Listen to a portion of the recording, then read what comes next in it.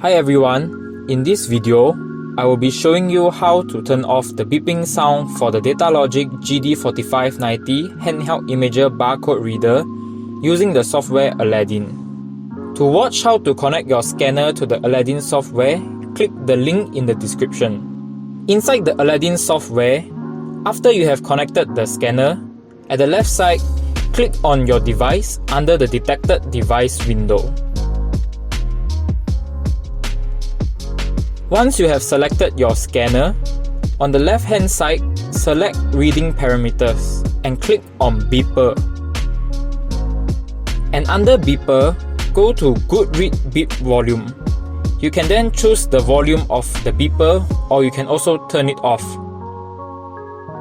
After selecting the desired beeper volume, go to the right side and click on Write Configuration, and you are all set.